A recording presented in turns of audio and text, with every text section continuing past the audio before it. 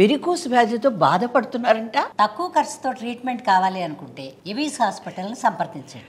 Welcome to Suman TV. నేను మీ చందు యాదవ్. ప్రస్తుతం ఇప్పుడు ఏదైతే ఉందో ఈ మధ్యకాలంలో వాట్సాప్లో ఒక వార్త చక్కెర్లు కొడతా ఉంది. కుటుంబ పెద్ద, ఆ కుటుంబానికి అన్ని విధాలుగా అండదండగా నిలవలసిన కుటుంబ పెద్ద ఎవరైతే ఉన్నారో ఆ కుటుంబానికి రోజు వెన్నుపూస, అంటే ఏదైతే ఉందో వెన్నుపూస, మనిషి నిలబడాలంటే వెన్నుపూస అండగా ఉంటుంది. అటువంటి అండలేని పరిస్థితి ఆ కుటుంబ పెద్దకి.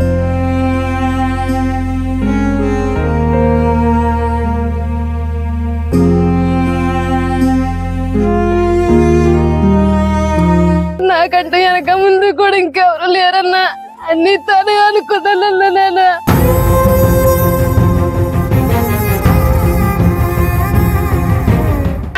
ప్లీజ్ అల్లా ఎలాగైనా మాకు సహాయం చేయండి అన్నా. అనకాపల్లి జిల్లా నక్కపల్లి మండలంలో ఉన్నటువంటి ఒక ప్రాంతం ఇది.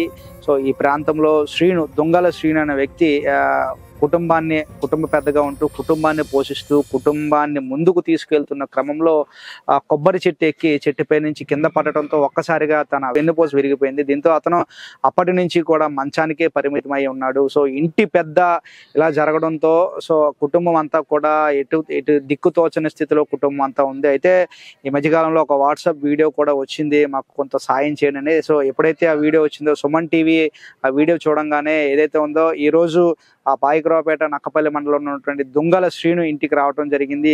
ఇదే వాళ్ళ ఇల్లు. సో రెక్కాడితే గానీ డొక్కాన్ని బతుకులు వాళ్ళవి. సో బతుకు జీవుడు అంటూ కూడా కుటుంబాన్ని పెంచి పోషించుకుంటూ ముందుకు వెళుతున్న తరుణంలో అనుకోని సంఘటన ఈరోజు ఆ కుటుంబాన్ని పెద్ద దిక్కు నిలబడలేని పరిస్థితి, ఆ ఇంటికి పెద్ద దిక్కుగా ఉన్నటువంటి దొంగల శ్రీను సో పని చేయలేని పరిస్థితి, మంచానికే పరిమితం. అప్పటి నుంచి కూడా వీళ్ళు కటిక పేదరికాన్ని అనుభవిస్తూ ఉన్నారు, దాతల సహాయాన్ని కోరుతా ఉన్నారు. సో అందులో భాగంగానే ఈరోజు సుమన్ టీవీలో అట్లీస్ట్ చేస్తే ఎంతో కొంత దాతలు వస్తారు, వారికి ఏదో విధంగా సహాయపడతారనే ఉద్దేశంతో ఈరోజు మనం ఇక్కడ రావటం జరిగింది. ఒకసారి ఇంటి దగ్గర ఉన్నాము, మొత్తానికైతే అడ్రస్ కనుక్కొని ఇక్కడికైతే రావటం జరిగింది. ఒకసారి ఇంటి లోపలికి వెళ్దాము. ఇంటి లోపలికి వెళ్ళి శ్రీను గారి పరిస్థితి ఎట్లా ఉందో చూస్తాము. వాళ్ళ శ్రీమతి ఎవరైతే ఉన్నారో వారితో కూడా మాట్లాడే ప్రయత్నం చేద్దాం, వారికి ఎటువంటి సాయం కావాలో అడిగి తెలుసుకునే ప్రయత్నం అయితే చేద్దాం. సో పూర్తిగా కమ్మలిల్లు. సో ఇదే ఇంట్లో వీళ్ళు జీవనం సాగిస్తా ఉన్నారు. ఒకసారి ఇంటి లోపలికి వెళ్దాము. లోపలికి వెళ్ళి ఎవరైతే ఉన్నారో శ్రీను గారిని, వాళ్ళ ఆవిడ గారిని పరామర్శించే పని అయితే చేద్దాం. ఒకసారి లోపలికి వెళ్తున్నాను నేను.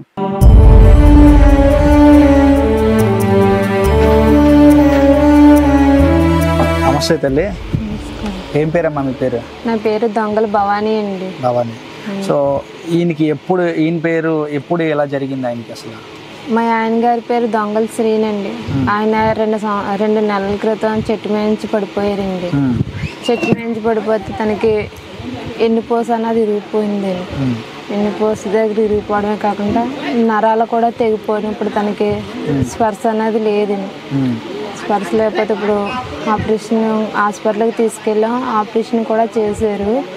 ఆపరేషన్ చేసినా కూడా తనకి నరాలు చిట్లిపోవడం వల్ల తను ప్రస్తుతానికి స్పర్శ లేదనేసి అన్నారు. కానీ దీనికి కొంచెం ఒక 100%లో ఒక 10% మాత్రం ఛాన్సెస్ ఉన్నాయి రికవరీ అవడానికి.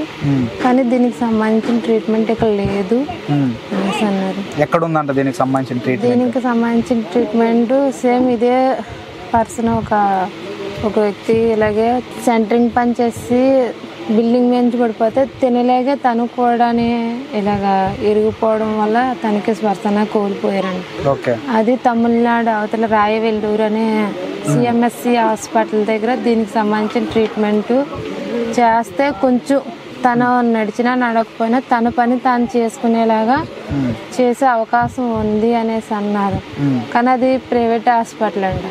కానీ దానికి ఒక 2-3 నెలలు అక్కడే ఉండిపోవాలి. నెలకి ఎంత అని అమౌంట్ అని ఉంటుంది. నెలకు ఒక 1,50,000 దాకా ఉంటుందంటే అమౌంట్. అలా ఒక 3 నెలల దాకా ఉండాలంట అక్కడ. వాళ్ళు రికవరీ అయ్యేదాకా అక్కడే ఉంచుతారంట. ఆపరేషన్ ఎంత అవుతుంది? ఆపరేషన్ కంగా ఎలా చూసుకున్నా మొత్తానికి ఒక 5 లక్షల వరకు అవుతుందండి. ఆపరేషన్ చేస్తే నడిచే అవకాశాలు ఉన్నాయా? నడిచే అవకాశాన్ని వాళ్ళు టెస్టులు చేసి చెప్తా ఉన్నారు. కానీ స్పర్శ అనేది తెలుస్తుంది, తన పని తను చేసుకోవచ్చు అనేసి అన్నారండి, చెప్పారు. ఇప్పుడు ఆయన ఎప్పుడు పడిపోయారు అన్నారు? చెట్టు మీద నుంచి 2 నెలలు అవుతుంది. 2 నెలలు అవుతుంది. అంతకుముందు ఆయన ఏం పని చేసేవారమ్మా? కొబ్బరికాయలు అదే పని అండి. చెట్టు పెంచి కొబ్బరికాయలు అవి దించేవారా?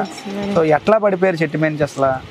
ఆ చెట్టు ఎక్కిన తర్వాత 2-3 చెట్లు ఎక్కారంటే పనికి వెళ్ళారు. 2-3 చెట్లు ఎక్కిన తర్వాత ఎండి కమ్మలు ఆగుతుంటే నరికారంట.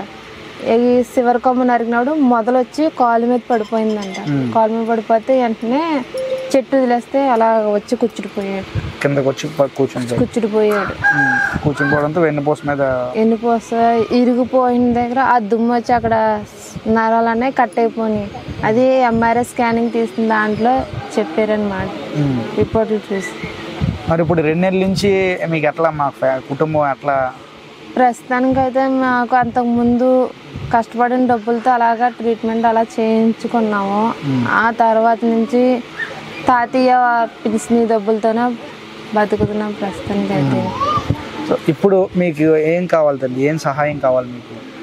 మాకైతే తనకి ఆపరేషన్ అవ్వడానికి అమౌంట్ ఏమన్నా లేకపోతే గవర్నమెంట్ ద్వారాగా తను ట్రీట్మెంట్ ఎవరన్నా చేయిస్తే చాలండి. మాకు అంతకు మించి మేము ఇంకేం అనుకోలేదు. ప్రభుత్వం నుంచేనా ఆయనకి వైద్యం జరగాలని కోరుకుంటున్నాను. వైద్యం జరిగి తను కోలుకుంటే చాలు. డబ్బులు ఏమన్నా ఇవ్వాలి కాకపోతే రేపన్నా సంపాదించుకుంటాం. తను నిలబడమే మాకు ఇప్పుడు కావాలి. మీకు పిల్లలు ఉన్నారా? ఉన్నారండి. ఒకటే బాబు అండి. ఒక బాబు. ఎన్ని సంవత్సరాలు బాబుకి? 1 సంవత్సరం ఉన్నారండి. బాబుకి 1 సంవత్సరంన్నర. చదువు అంటే 1 సంవత్సరంన్నర. మరి వాడికి ఎట్లా ఆలనా పాలన ఎలా చూస్తున్నారు? వచ్చిన మీ తాతయ్య గారికి వచ్చిన పెన్షన్ డబ్బులతోనే తనకి కొంచెం ఇలా జరగడం వల్ల చుట్టుపక్కల 100 సహాయం చేశారు ఇప్పటి వరకుని. వాటితోనే ఇల్లు గడుపుకున్నాం. కానీ తనకి మెడిసిన్స్ కట్టా కూడా చాలా ఇబ్బంది అయిపోతుంది. మందులు కూడా వేరే వాళ్ళ దగ్గర అప్పు చేసుకొని. మందులకి ఎంత అవుతుందమ్మా ప్రతిరోజు? మందులకి ఎంత అవుతుంది? మందులకి మొన్నంగా ఉట్టి మందులు ఇంజక్షన్లు కంగానే 20,000 అయినాయి. నిన్న మళ్ళీ సర్జరీ అన్నారు. ఇలాగా వాళ్ళు కొంచెం పైప్ తేడా పెట్టడం వల్ల అలా అయిపోయింది. మళ్ళీ వాళ్ళ దగ్గరికి తీసుకెళ్తే వాళ్ళ సర్జరీకి మళ్ళీ ఒక 25,000 అవుతాయి. మొత్తం సర్జరీకి మళ్ళీ మందులకి అక్కడ ఒక రోజంతా ఉన్నందుకు అలాగా 30,000 దాకా అయినాయి. ప్రభుత్వం నుంచి ఎవరైనా వచ్చి కలవటం జరిగిందా మిమ్మల్ని? ఏమైనా సహాయం చేస్తానని చెప్పారా? మంత్రి అనిత మేడం గారు వచ్చారు. వచ్చి ఇలాగా మీకు మా తరపున రావాల్సిన అన్నీ రప్పిస్తాము అనేసి అన్నారండి. పెన్షన్ గట్రా వస్తే సీఎం రిలీఫ్ ఫండ్ నుంచి వస్తాయి. తర్వాత తినికి ట్రీట్మెంట్ బెస్ట్ ట్రీట్మెంట్ ఎక్కడ ఉంటుందో ఇక్కడ చుట్టుపక్కల చూపిద్దాము. ఇక్కడ అవ్వదంటే కనుక మీరన్నా దగ్గరికే తీసుకెళ్తాము అనేసి మేడం గారు అన్నారండి. అయ్యే ఖర్చు ఏమైనా ఉంటే పెట్టుకుంటాము అనేసి అన్నారు. కానీ ప్రస్తుతానికి ఇంకా మేడం గారు స్పందించలేదు. శ్రీని గారు ఎలా ఉన్నారు? మంచి మీద ఉన్నారా? సో ఎట్లా పడిపోయారు మీరు అసలు? పైనుంచి కమ్మ పడిపోయిందా? సో కుటుంబాన్ని ఇంతకుముందు మీరే చూసుకునేవారా? ఓకే. సో ఇప్పుడు డాక్టర్లు వచ్చి చూసుకుంటున్నారా మిమ్మల్ని? వస్తున్నారా? సో డాక్టర్లతో మాట్లాడే మనం కూడా ఇప్పుడు మంత్రి గారు కూడా వచ్చారు కదా, వచ్చి కలిసారు కదా. ఆవిడేం చెప్పారు? మంత్రి గారు వచ్చి చూపెడతా ఉన్నారా? సో మీ మిస్సెస్తో కూడా మాట్లాడాము. అది ఆవిడేం చెప్పారంటే విల్లూరు దగ్గర హాస్పిటల్లో కనుక్కున్నామండి అవుద్ది అని అన్నారు. సో మంత్రి గారు కూడా చెప్పారు లేదు చేయించేద్దాం అన్నారు. సో మీరు ఎటువంటి టెన్షన్ పడొద్దు, ఓకేనా? 1-2 రోజులు లేట్ అవ్వచ్చేమో కానీ 100% మీరు నడుస్తారనే చెప్పారు డాక్టర్లు కూడా. ఆ రిపోర్ట్లన్నీ చూపించారు ఆవిడ, చూసాము. సో మీరైతే నడుస్తారనే అందరూ అనుకుంటున్నారు, ఓకేనా? బాబు ఉన్నాడు కాబట్టి మీరు గట్టిగా ఉండాలి ఫస్ట్. ఎందుకంటే ఏం జరిగినా పర్లేదు నేను నడుస్తాను అనే నమ్మకం మీకు ఉండాలి. ఉంటేనే ఏం జరిగినా కూడా మనం ముందుకు వెళ్ళొచ్చు. సో మీరు ఎటువంటి ఆలోచన పెట్టుకోవద్దు, ఎటువంటి టెన్షన్ పెట్టుకోవద్దు, ఓకేనా? మా సుమన్ టీవీ నుంచి కూడా మేము ఏం చేయాలో కూడా మేము ఆలోచిస్తాం, ఓకేనా? సో 100% మీకు అందరూ కూడా సహాయం చేసేటట్టుగా మేము చూస్తాం, ఓకేనండి శ్రీని గారు? మీరేం టెన్షన్ పెట్టుకోవద్దు. నడుస్తారు కదా? నమ్మకం ఉంది కదా? గట్టిగా చెప్పండి. నడగలరు కదా? మళ్ళీ మీరు నడాలి, మళ్ళీ మీరు పనికి వెళ్ళాలి, మళ్ళీ మీరు పిల్లలు చూసుకోవాలి, ఓకేనా?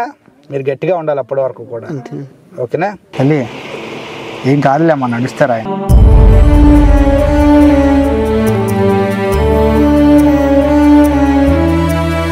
నాకంటూ ఇప్పుడు తనకి నాకు అంటూ వెనక ముందు సపోర్ట్ చేసేవాళ్ళు, నాకంటూ నా తల్లిదండ్రులు కూడా ఎవరూ లేరు. తన పరిస్థితి చూస్తే ఇప్పుడు ఎలాగుందో, తన ట్రీట్మెంట్ కూడా చేయించడానికి కూడా మా చేతిలో డబ్బులు అనేవి కూడా లేవు. మీరే ఎలాగన్నా మాకు సహాయం చేయాలని కోరుకుంటున్నానండి. ఇది ఇక్కడ పరిస్థితి. ఇంటి పెద్దగా ఉండి ఇంటిని ముందుకు తీసుకెళ్ళవలసిన శ్రీని గారి పరిస్థితి ఈ విధంగా ఉంది. సో కుటుంబం నుంచి కూడా సహాయ సహకారాలు లేవు, ఆదుకున్న వాళ్ళు కూడా ఎవరూ లేరు అంటూ కూడా ఆవిడ భార్య బాధపడతా ఉంది. మరోవైపు ప్రభుత్వం నుంచి కూడా ఏదైనా సహాయం వస్తుందని చెప్పి వీళ్ళు కూడా ఎదురు చూస్తూ ఉన్నారు. సో ఇప్పటి వరకు కూడా చుట్టుపక్కల ఉన్న వాళ్ళు ఎంతో ఇస్తుంటే తప్ప ఇల్లు గడవని పరిస్థితి. ఈయన చూస్తే ఇట్లా మంచం మీద ఉన్నాడు, ఈవిడ చూస్తే పిల్లల్ని చూసుకోలేదు, పనికి వెళ్ళలేని పరిస్థితి, పని చేయాలన్నా కూడా ఏ పని కూడా తెలియని పరిస్థితి. సో ఇటువంటి సందర్భంలో తిను లెగిచి నడవాలి, లెగిచి నించోవాలంటే కూడా 90% చాయిస్లు, 10% మాత్రం అవకాశాలు ఉన్నాయంటూ కూడా డాక్టర్లు చెప్పారని ఆవిడ ఈమె చెప్తూ ఉంది, బాధపడతా ఉంది. సో ఏదేమైనప్పటికీ కూడా ప్రార్థించే పెదవుల కన్నా సహాయం చేసే చేతులేమని ఈరోజు ప్రతి ఒక్కరు కూడా ఇంటికో పువ్వు అయితే ఏసాడుకో మాలైనట్టు. సో ఈరోజు సుమన్ టీవీ చూస్తున్న, ఈ వీడియో చూస్తున్న ప్రేక్షకులందరూ కూడా ఒక మంచి మనసుతో వీరికి సహాయ సహకారాలు అందిస్తే ఈరోజు ఒక మంచి మనిషిని మనం నించోబెట్టినట్టు ఉంటుంది, ఒక కుటుంబాన్ని ఆదుకున్నట్టు ఉంటుంది. సో దయచేసి మనం చాలా చిన్న చిన్న విషయాల మీద అనవసరంగా డబ్బులు ఖర్చు పెడతా ఉంటుంటాం, మన ఆనందాల కోసం డబ్బులు ఖర్చు పెడతా ఉంటాము. సో ఈరోజు ఈ కుటుంబాన్ని ఆదుకోవడానికి మీ వంతు సహాయ సహకారాలు అందిస్తారని మనస్ఫూర్తిగా ఆశిస్తూ ఉన్నాను. ఎందుకంటే సుమన్ టీవీ ప్రేక్షకులందరూ కూడా ఎప్పుడైనా ఒకరికి సహాయం చేసేవారే అయి ఉంటారని 100% నేను నమ్ముతా ఉన్నాను. అందులో భాగంగా ఈరోజు ఈ కుటుంబాన్ని పైకి లేపాలంటే మీ చేతుల్లోనే ఉంది. మీరు సహాయ సహకారాలు అందించండి. ఎంతోమందికి మనం సహాయం చేస్తాం. మన చుట్టూ ఉండే మనిషి, మనలో ఉండే మనిషికి సహాయం చేసి తను నడిచే స్థితిలో నిలపాలని చెప్పి అందరితో పాటు నేను కూడా కోరుకుంటున్నాను. ఇకపోతే వీరికి ఇప్పుడు ఎవరైతే ఉన్నారో శ్రీని గారికి మీరు సహాయం చేయాలంటే ఇక్కడ స్క్రీన్ మీద కనిపిస్తున్నటువంటి ఆ QR కోడ్ ఉంటుంది, ఆ QR కోడ్ని స్కాన్ చేయండి. ఇకపోతే ఫోన్పే ఎందుకంటే బ్లాక్ చేసేసారు, ఎందుకంటే మల్టిపుల్ ట్రాన్సాక్షన్ జరగడం వల్ల ఫోన్పే అనేది బ్లాక్ అయింది. గూగుల్ పే ప్రస్తుతానికి వర్కౌట్ అవుతుంది. సో గూగుల్ పే ద్వారా మీరు పంపించినా పర్వాలేదు. లేకపోతే ఈ ఫోన్పే కానీ గూగుల్ పే కానీ అవలేని పక్షంలో అకౌంట్ డీటెయిల్స్ ఇవ్వడం జరుగుతుంది మీకు. అదేవిధంగా ఆ QR కోడ్ కూడా ఏదైతే ఉందో ఆ స్కాన్ చేసుకోవచ్చు. మీరు ఆ QR కోడ్ స్కాన్ చేసి వీరికి సహాయ సహకారాలు అందిస్తారని మనస్ఫూర్తిగా కోరుతున్నాను. తల్లి, మీ ఫోన్పే నంబర్ ఏంటి చెప్పండి ఒకసారి. 9014 31 50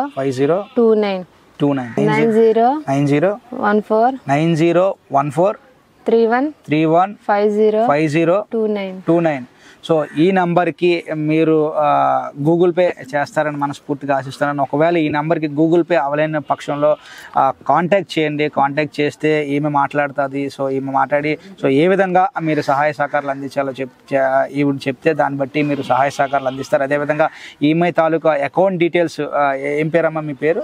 దొంగల భవానీ గారు. అకౌంట్ పేరు మీ పేరు మీద ఉందా? సో దొంగల భవానీ గారి అకౌంట్ డీటెయిల్స్ కూడా మీకు ఇవ్వటం జరుగుతుంది. ఆ నెంబర్కి మీరు డబ్బులు కానీ సహాయ సహకారాలు పంపించినా కూడా మనస్ఫూర్తిగా ఆశిస్తున్నారు ఆమె. సో మీ దొంగల ఏ అకౌంట్ అమ్మా మీది? ఏ bank? State Bank of India అంతేనా? SBI.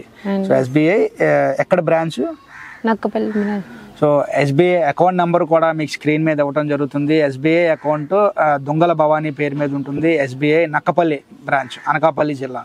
సో ఈ అకౌంట్ డీటెయిల్స్కైనా మీరు సహాయం చేసిన బాగుంటుంది. అదేవిధంగా స్క్రీన్ మీద కనిపించినటువంటి QR స్కానర్ ఏదైతే ఉందో QR కోడ్ని కూడా స్కాన్ చేసి మీరు సహాయ సహకారాలు అందిస్తారని మనస్ఫూర్తిగా ఆశిస్తున్నాను. ఎందుకంటే మరొకసారి చెప్తున్నాను, ప్రార్థించే పెదవుల కన్నా సహాయం చేసే చేతులేమన్నా. ఈరోజు మనం చేసే సహాయం ఒక కుటుంబానికి అండగా మీతో పాటు నేను కూడా కోరుకుంటున్నాను. మనస్ఫూర్తిగా మనందరం కలిసి శ్రీని గారిని నడిపిద్దాము. సో నడిపించగలని నమ్మకం నాకుంది, నాతో పాటు మీకు కూడా ఉంటుందని మనస్ఫూర్తిగా ఆశిస్తూ సో వీరికి సహాయ సహకారాలు అందివ్వాలని అందరితో పాటు నేను కూడా కోరుతున్నాను. చూస్తూనే ఉండండి సుమన్.